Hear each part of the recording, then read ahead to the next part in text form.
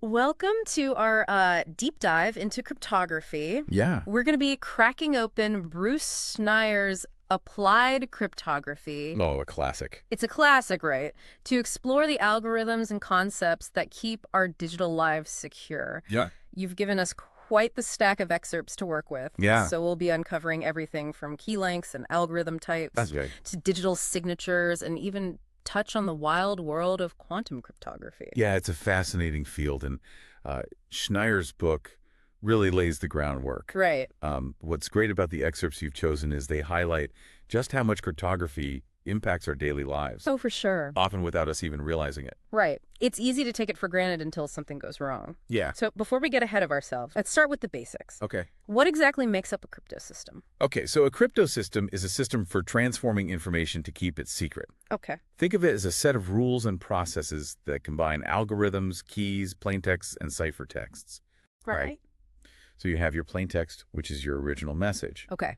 Then there's the ciphertext, which is what the plaintext gets transformed into. Got it. Basically, the scrambled version that's unreadable without the key. Okay. And of course, the key is the secret piece that allows you to decrypt the ciphertext back into the original plaintext. Okay. I'm following so far. Yeah. So how do these keys and algorithms actually work together? Schneier talks about two main types, Right? symmetric and public key. Uh-huh. What's the difference and why should we care? That's a great question. So with symmetric algorithms, Yeah. both the sender and receiver use the same key to encrypt and decrypt the message. Got it. It's like having a shared secret code that only you two know. Right. Public key cryptography, on the other hand, uses two keys, Okay. a public one and a private one. Okay. The public key can be given to anyone, Okay. and they can use it to encrypt a message that only the holder of the private key can decrypt. It revolutionized secure communication because it solved the problem of how to securely exchange keys over an insecure channel. That's amazing. Imagine trying to whisper your secret code to someone across a crowded room. Yeah. It wouldn't be very secure. No, not at all. Public key cryptography allows you to avoid that. That's a brilliant solution, but it also sounds like it could get pretty complicated quickly. It can get pretty complicated. What are some examples of public key algorithms that we might encounter in our daily lives? You probably use public key cryptography more often than you realize. Really? Yeah. Two common examples are RSA and elliptic curve cryptography. Okay. RSA is named after its inventors, Okay. Rivest, Shamir, and Adelman, Uh-huh. and it relies on the difficulty of factoring large prime numbers. Right. Elliptic curve cryptography, on the other hand, Yeah. is based on the mathematics of elliptic curves Okay. and offers similar security with smaller key sizes, Right. making it more efficient for things like mobile devices. It's incredible how these complex mathematical concepts have such practical applications. Yeah, it's really fascinating. But Schneier also really stresses the importance of key management, Yeah. making it clear that strong algorithms are only part of the picture. Right. What did you find particularly insightful about his emphasis on key management? What's fascinating is how Schneier emphasizes that key management is as crucial as the algorithms themselves. Yeah. Imagine having the strongest lock in the world, but leaving the key under the doormat. Right. It wouldn't matter how good the lock is, would. No. The same applies to cryptography, Right. even with the most robust algorithm. Yeah. If your keys are poorly managed, your entire system is vulnerable. So what does good key management actually look like? What are some of the practices Schneier recommends? He breaks it down into a whole life cycle, Okay. which includes generating the keys, All right. transferring them securely, Okay. verifying their authenticity, Okay. storing them safely, Got it. backing them up, and even destroying them properly when they're no longer needed. Wow. It's a lot more involved than people might think. Yeah, it is. It sounds like there's a lot that can go wrong. Yeah. Schneier even suggests splitting keys for storage, Mm-hmm. kind of like cutting a treasure map into multiple pieces, right? Right. And he mentions this technique being used in the STU-3 secure telephone. Yeah. Why would you need to make a system that complex? What were the trade-offs involved? So the STU-3 phone was designed for very sensitive communications. Okay. So security was paramount. Right. Splitting the keys adds a layer of protection, Okay. because even if one part of the key is compromised, Right. the attacker still can't decrypt the messages. Got it. The trade-off, as you can imagine, Yeah. is increased complexity. Yeah, for sure. These phones were notoriously difficult to manage, Wow. requiring special procedures for key loading and distribution. Right. It highlights the constant balancing act in cryptography between achieving robust security Yeah. and maintaining usability. It's like trying to design a bank vault door Uh-huh. that's both impenetrable Right. and easy to open for authorized personnel. Exactly. Okay, so we've got our keys and our algorithms. Right.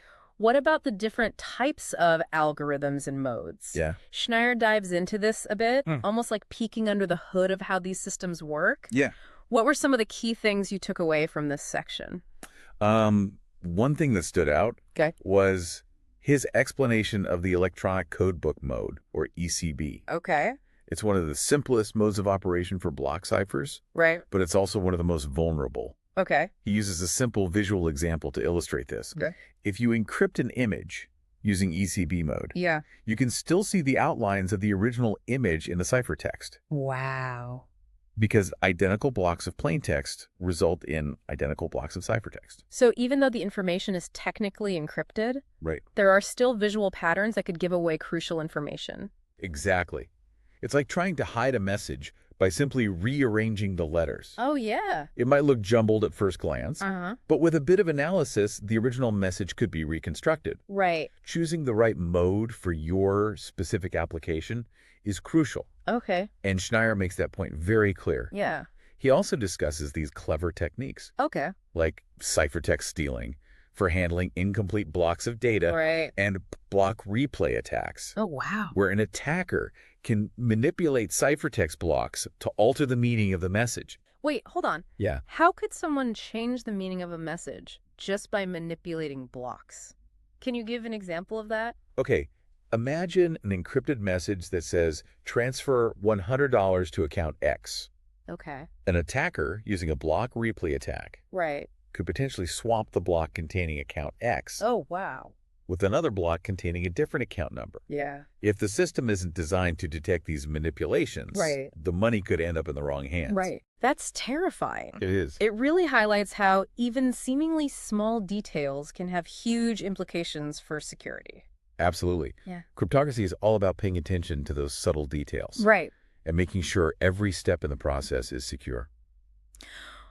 Well, before we get too deep into the weeds, let's move on to something a bit more familiar. Digital signatures. Okay. They sound straightforward enough, Right. like a digital version of your handwritten signature, Uh-huh. but I have a feeling there's more to it than meets the eye. There is. What are your thoughts? Yeah, you're right. There's more to it than just a digital scribble. Hi. Digital signatures use cryptography to provide both authentication and integrity. Okay.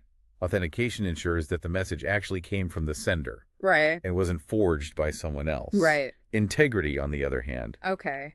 guarantees that the message hasn't been tampered with in transit. Got it. It's like having a tamper-proof seal on a document. Okay. If the seal is broken, something's wrong. So it's about trust and ensuring that the information hasn't been altered. Right. What kind of real-world applications rely on this level of trust and security?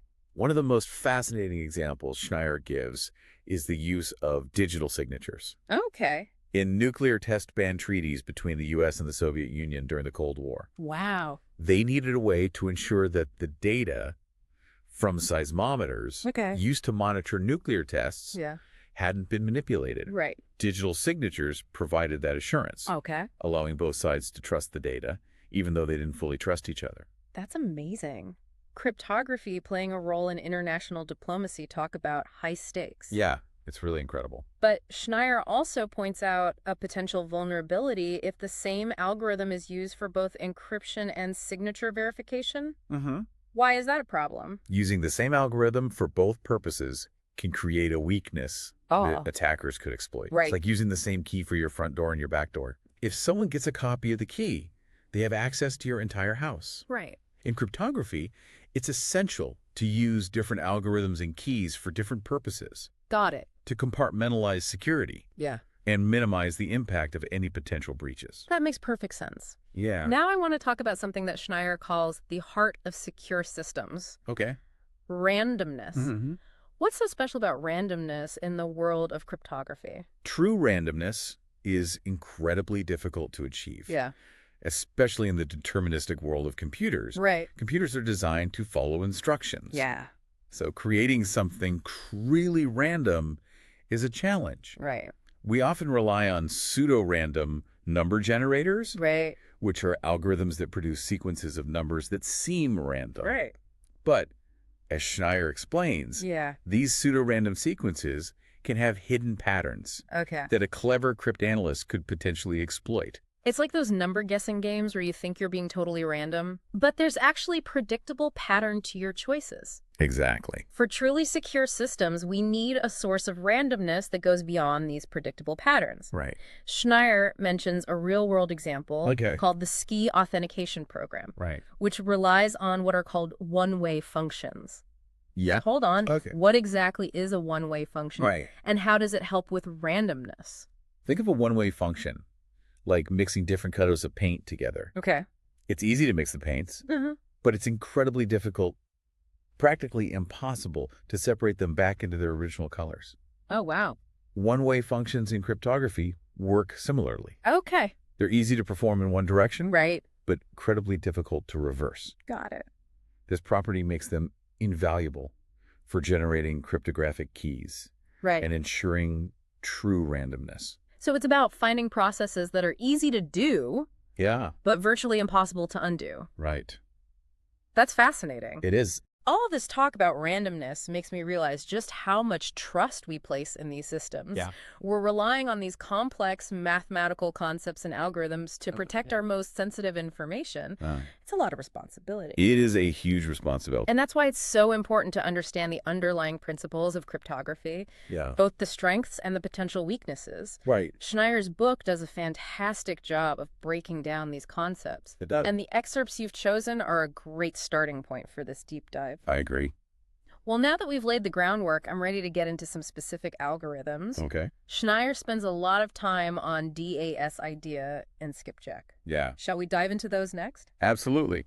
Let's start with DES, or the Data Encryption Standard. Okay. It's a great example of how cryptography evolves over time, Right. with its own fascinating history of triumphs and eventual vulnerabilities. Lead the way. I'm eager to learn more. All right, so DES was developed back in the 1970s and quickly became the go-to encryption standard for governments and businesses all over the world. Right. At its heart, it used a 56-bit key, Okay. which back then was considered quite strong. Right. It works by performing 16 rounds of complex permutations and substitutions on the data. Permutations and substitutions. Can you unpack that a bit? Oh, of course. Imagine you have a deck of cards. Okay. A permutation would be shuffling the cards, changing their order. Right. A substitution would be like swapping some of the cards with cards from a different deck. Okay. DES combines these operations in a complex way to thoroughly scramble the data. Okay. I'm starting to get the picture, but you mentioned that DES eventually became vulnerable. What happened? As computing power increased and cryptanalysis techniques advanced, DES's weaknesses started to show. Schneier talks about differential and linear cryptanalysis, Okay. which are statistical attacks that exploit subtle patterns in the ciphertext. Think of it like trying to crack a safe by listening very carefully to the clicks of the tumblers as you turn the dial. Okay. These techniques allowed attackers to find shortcuts to breaking DES, Right. especially as computers became more powerful. So even though DES was considered strong for its time, it couldn't keep up with the advancements in technology and cryptanalysis. Exactly. It's a classic example of how cryptography is an ongoing arms race. Yeah. But there's another interesting angle to DES's downfall. Okay. Schneier mentions a record-breaking DES chip developed by Digital Equipment Corporation. Right. It could encrypt data at a blistering speed of 1 gigabit per second. Wow. This chip demonstrated that dedicated hardware could potentially threaten DES's security, Okay. even without relying on sophisticated cryptanalysis techniques. So they essentially built a machine that could brute force its way through DES keys at an incredible speed. Precisely. It served as a wake-up call, showing that even well-designed algorithms can become vulnerable Right. if the computational landscape shifts dramatically. That's a great segue into IDEA, or the International Data Encryption Algorithm. Yep. Schneier presents it as a more robust alternative to DES. Right. What makes IDEA stand out? One of the key improvements in IDEA is its longer key length, 128 bits. Okay.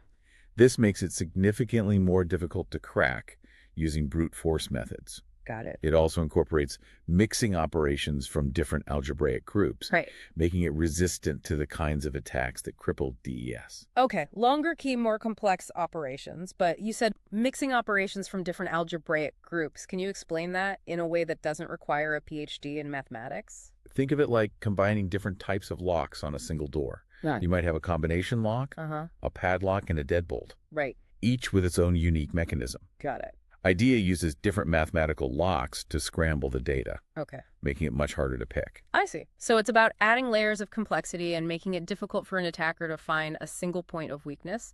But does IDEA have any vulnerabilities? One concern was its 64-bit block size, Okay. which some cryptographers felt could be a potential weakness. Okay. Schneier mentions an algorithm called MMB Right. that was designed to address this concern Okay. by increasing the block size to 128 bits, Got it. providing an extra margin of security. Got it. So longer keys, more complex operations, and larger block sizes, all contributing to a more robust algorithm.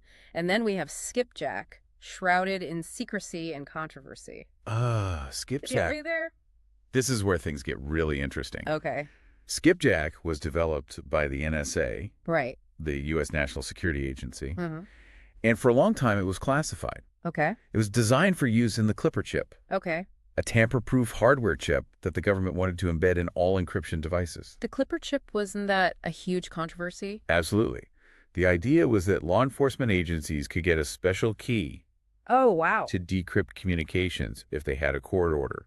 But many people saw this as a huge threat to privacy and civil liberties. Yeah, for sure.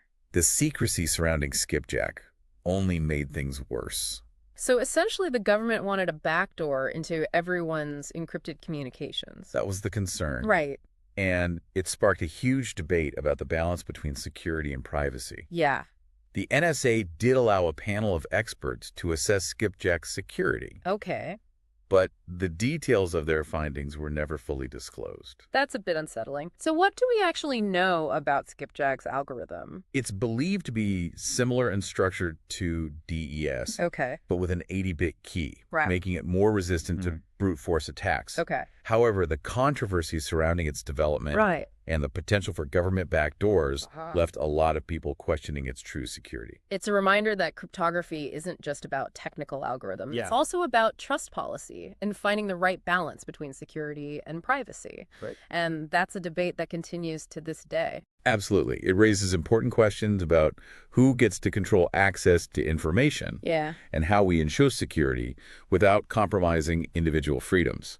Well, before we go down that rabbit hole, Right. let's shift gears and talk about something a bit more mind-bending. Zero-knowledge proofs.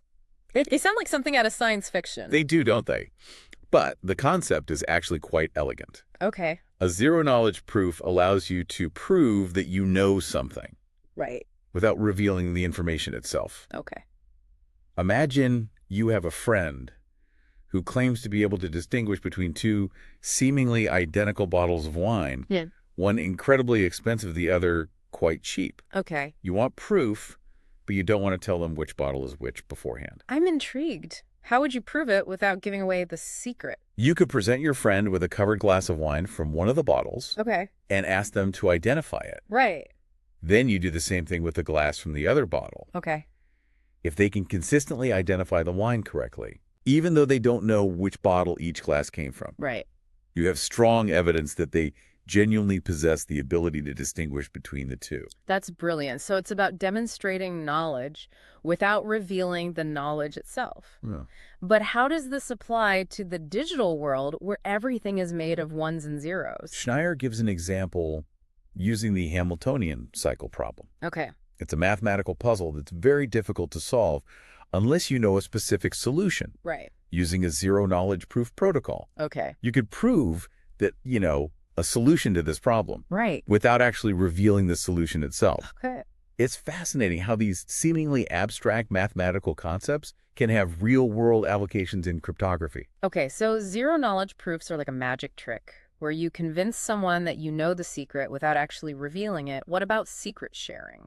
I've heard that term before, but I'm not sure I fully grasped it. Secret sharing is all about distributing a secret among multiple parties All right. so that no single person holds the complete secret on their own. Right. It's like having a treasure map cut into several pieces, Okay. and you need all the pieces to find the treasure. So even if one or two pieces of the map are lost or stolen, the treasure remains safe. Exactly.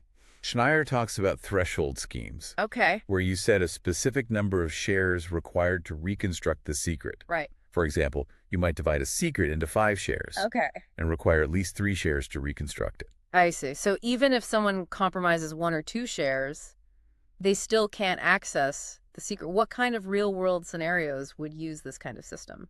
Schneier mentions some pretty high-stakes examples, There you like go. launching nuclear missiles, Wow. where you wouldn't want any single individual to have the sole authority to launch them, Right. or protecting his sensitive information like encryption keys or financial codes Okay. by distributing them among multiple trusted individuals. That makes sense. It's about distributing responsibility and reducing the risk of a single point of failure. But couldn't someone cheat or sabotage the system by providing a false share? You're right, there's always the potential for malicious actors. Yeah. Schneier discusses various ways to mitigate these risks, Okay. such as using cryptographic techniques to verify the validity of each share, Yeah, right. or implementing mechanisms that detect and prevent cheating. So it's like a complex game of trust and verification with cryptography providing the tools to ensure that everyone is playing by the rules. Exactly. And this interplay between security, trust, and verification is a recurring theme in cryptography. Now, we can't talk about the future of cryptography without at least touching on quantum cryptography, right? It sounds like something straight out of a sci-fi movie. It does, doesn't it? Yeah. Quantum cryptography leverages the mind-boggling principles of quantum mechanics Okay. to create communication channels that are, in theory, completely secure. Oh, wow. The key here is that any attempt to eavesdrop on the transmission would inevitably disturb the quantum state of the particles used to transmit the information. Okay. It's like trying to secretly listen to a conversation by holding a glass against a wall. Uh-huh. But your very act of listening causes the glass to shatter, Right. alerting everyone involved. So you're saying it's physically impossible to eavesdrop without being detected. That's a game changer for secure communication. It is. Schneier highlights applications like quantum key distribution, Okay. where encryption keys are exchanged using quantum particles, Okay. guaranteeing that any interception would be immediately apparent. Right. Then there's quantum coin flipping, Oh, wow. which uses quantum principles to ensure a completely fair coin toss, Okay. even if the participants don't trust each other. That's incredible. It sounds like we're on the verge of a new era of unbreakable communication. While it's still early days for quantum cryptography, Right. it has the potential to revolutionize how we secure information in the future. Well, before we get lost in the quantum realm, let's bring things back down to earth and talk about real-world implementations. Okay. What were some of the examples that stood out to you in Schneier's book? He covers a wide range of applications, Okay. from simple things like password protection Right. to more complex systems like network security protocols. Right. He mentions Kerberos, Okay. a network authentication protocol that uses cryptography to verify the identity of users and services. Okay. Then there's PEM, or Privacy Enhanced Mail, Right. which uses a combination of symmetric and public key cryptography to secure email communication. Right. And of course, there's PGP, or Pretty Good Privacy, Right. which was a pioneering effort to give individuals access to strong encryption. I remember when PGP was a big deal. It felt like a movement to empower people with tools to protect their privacy. Yeah. Even if the government wasn't so keen on it. Absolutely. It was a pivotal moment in the history of cryptography, demonstrating the power of open source software and the growing demand for individual privacy in the digital age. What about those little cards with the chips in them? Smart cards, I think they're called. I've seen them used for everything, from building access to paying for groceries. Smart cards are a great example of how cryptography is integrated into everyday devices. Right. They use embedded chips to securely store information and perform cryptographic operations, Right. making them useful for things like digital signatures, secure identification, and even micropayments. Schneier also mentioned something called the Orange Book. What's that all about? Is it some kind of secret government manual for cryptography? Not quite. The Orange Book is a set of standards for computer system security developed by the U.S. government. Okay. It outlines different levels of security from low to very high. Got it. And it shows how cryptography is just one part of a comprehensive approach to securing systems. Right. It's about layers of protection, not just relying on a single technology or technique. Hmm. And speaking of layers, Schneier reminds us that the human element is often the weakest link in the security chain. That's such an important point. Yeah. No matter how strong your algorithms and protocols are, Right. human error, carelessness, or malicious intent can completely undermine your security. He talks about common threats like poor password practices, Yeah. leaving devices unattended, Right. falling for phishing scams, and even being tricked into revealing sensitive information over the phone. Exactly. It's a reminder that technology alone can't solve all our security problems. Right. We need to be aware of the social engineering tactics that attackers use Yeah. and develop good security habits to protect ourselves and our information. This deep dive has already been so insightful. I feel like I've gained a whole new appreciation for the complexities and nuances of cryptography. Me too.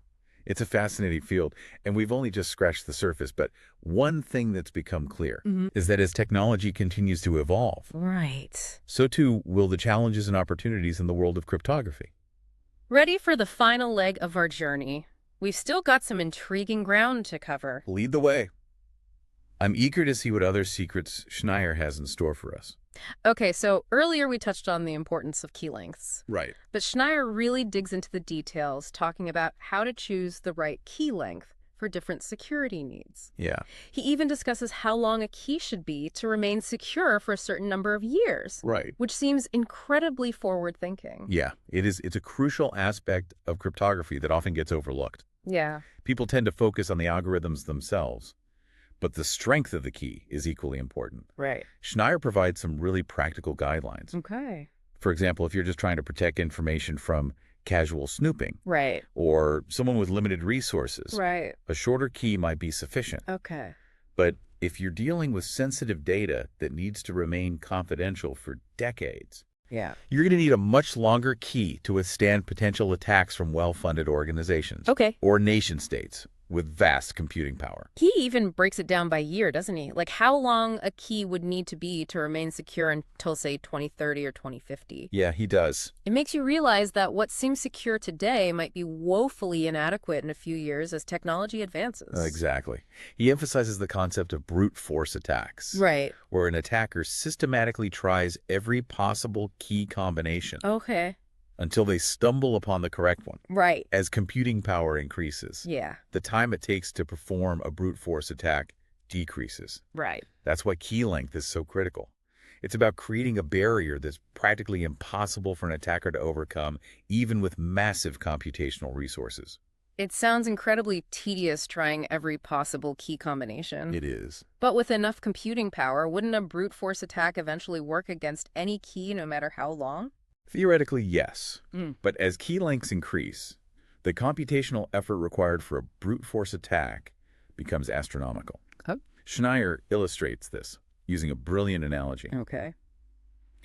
Imagine trying to find a specific grain of sand on all the beaches in the world. Wow. That's essentially what a brute force attack on a long key is like. It's like finding a needle in an infinite haystack. Yeah. So it's not just about making the key long. It's about making it so long that it's practically impossible to crack, even with the most powerful computers imaginable. Precisely. It's a constant arms race between code makers and code breakers. Right. As attackers develop faster computers and more sophisticated algorithms, Right. cryptographers have to develop even longer keys and more resilient algorithms to stay ahead of the game. And it's not just a theoretical threat, is it? Right. Schneier talks about historical examples of cryptosystems that were once considered unbreakable, Right. but were eventually cracked. Yeah. The German Enigma machine during World War II is a prime example. The Enigma machine is a fascinating case study. Yeah. It relied on a complex system of rotors and electrical circuits to encrypt messages. Right. And for a time, it seemed unbreakable. Right. But thanks to the brilliant work of mathematicians and cryptanalysts, Right. including Alan Turing, Yes. the Allies were able to crack the Enigma code, Right. which played a crucial role in the outcome of the war. Wow. It's a reminder that no matter how secure a system seems, there's always the possibility that someone will find a way to exploit its vulnerabilities. Absolutely. And that's why it's so crucial to have a deep understanding of cryptography. Yeah. Not just the algorithms themselves, Right. but also the potential weaknesses and attack vectors. This deep dive into cryptography has been such an eye-opening experience. We've covered so much ground, from the fundamentals of cryptosystems and keys to the nuances of algorithms and protocols. Yeah. It has. We've explored the challenges of key management, the importance of randomness, and even touched on the mind-boggling possibilities of quantum cryptography. It's been a fascinating journey through the world of codes and ciphers, and I think the key takeaway for our listener Yeah. is that cryptography is not just for spies and governments. It's an essential tool for anyone who wants to protect their information in an increasingly digital world. Right. Whether you're concerned about online privacy, securing your financial transactions, or simply protecting your personal data, cryptography plays a vital role in our digital lives. And the good news is that while the concepts might seem complex, Yeah, the underlying principles are surprisingly accessible. Schneier's book is a great starting point, it is. but there are also tons of resources available online for those who want to learn more. Absolutely. The important thing is to stay informed, be aware of the risks, and never take security for granted. Knowledge is power, especially when it comes to protecting yourself in the digital age. Well said. And remember, cryptography is constantly evolving. Right. New threats emerge, Yeah. new technologies are developed, and the battle between code makers and code breakers continues. So keep exploring, keep questioning, and keep learning. Thanks for joining us on this deep dive into the fascinating world of cryptography. Until next time, stay secure.